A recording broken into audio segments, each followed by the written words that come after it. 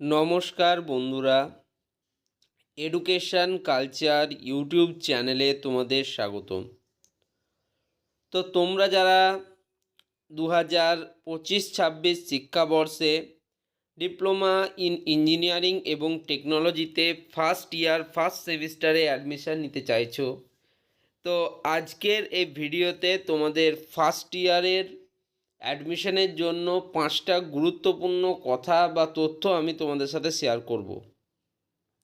দেখো, যে যতই বলুক 2025-26 শিক্ষাবর্ষে তোমাদের যে ভর্তি প্রক্রিয়া 2024-25 শিক্ষাবর্ষের ভর্তি প্রক্রিয়ার অনুরূপ হবে।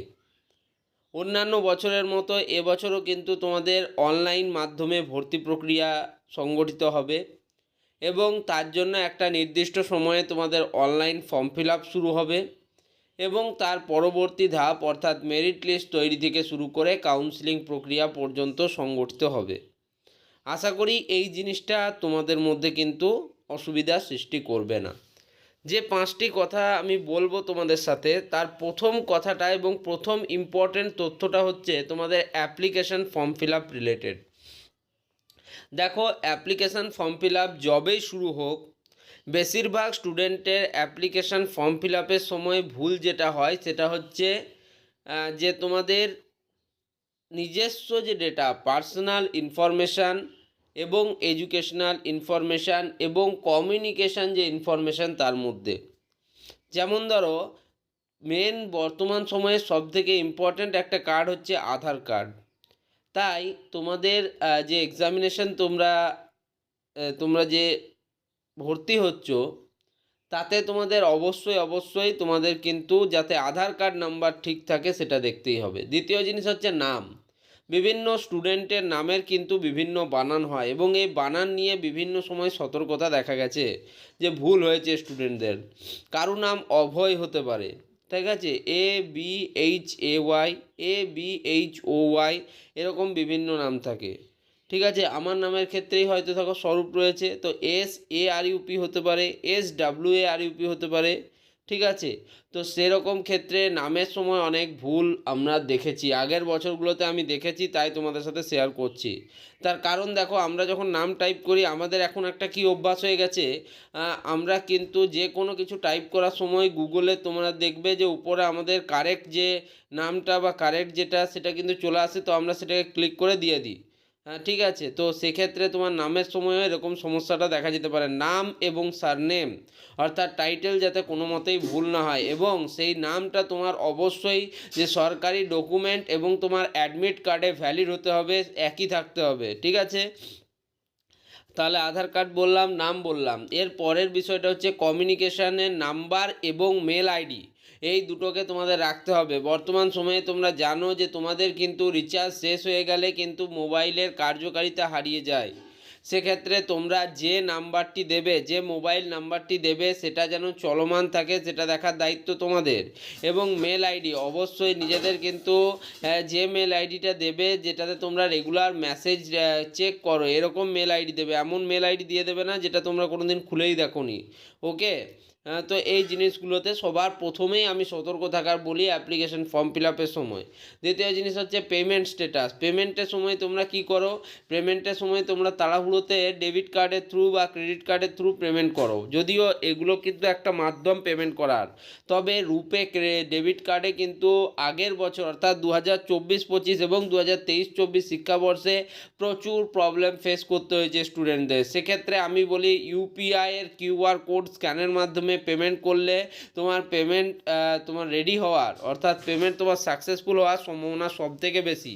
যদি আমি তোমাদের মনে হচ্ছে যে পেমেন্ট রিলেটেড ভুল কথা বলছি, তুমি দেখে নিতে পারো, স্টেট কাউন্সিল থেকে এই বছরও নোটিফিকেশান দিয়েছে, প্রায় 100টা স্টুডেন্টের নাম এসছে যাদের কিন্তু ডবল পেমেন্ট করেছে তারা ভুলবশত। ঠিক আছে, তো যাই হোক, এই ভুলটা কিন্তু তোমরা করবে না।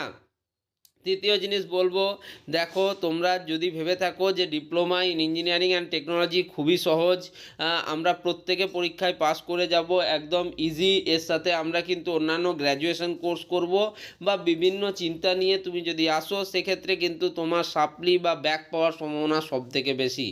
কারণ তোমাদেরকে কিন্তু একটা জিনিসে স্ট্রিক্ট থাকতে হবে, কোনো পড়াই সহজ নয়, কোনো পড়াই কঠিন নয়। সায়েন্সও কঠিন, আর্টসও কঠিন, কমার্সও কঠিন, ইঞ্জিনিয়ারিংও কঠিন, মেডিকেলও কঠিন, ঠিক আছে, গ্র্যাজুয়েশনও কঠিন। তোমাদেরকে বুঝতে হবে যে জিনিসটা কি, বেসিক জিনিসটা কি। প্রত্যেকটা এডুকেশনের ক্ষেত্রে কিছু বেসিক জিনিস থাকে, সেটা তোমাকে জানতে হবে। তোমাদেরকে সবসময়ই তোমরা জানবে যে ইঞ্জিনিয়ারিং এর মধ্যে তোমাকে কিন্তু অত্যাধিক মাত্রায় ফিজিক্স এবং ম্যাথামেটিক্সের আধিক্য তোমরা পাবে। সেরকমই মেডিকেল ফিল্ডের ক্ষেত্রে তোমরা বুঝতেই পারছো, বায়োলজির ক্ষেত্রে জুলজি এবং বটনি এবং ফিজিওলজি এগুলোর কিন্তু আধিক্য তোমরা পাবে।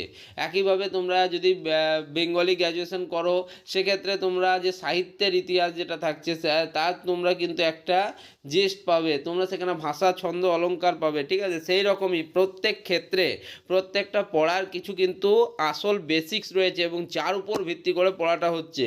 তো সেক্ষেত্রে কোনো কিছুকে সহজভাবে যদি তোমরা নিয়ে নাও, তাহলে সহজভাবেই তোমরা পরীক্ষায় কিন্তু ব্যাক বা সাপ্লি পেতে থাকবে।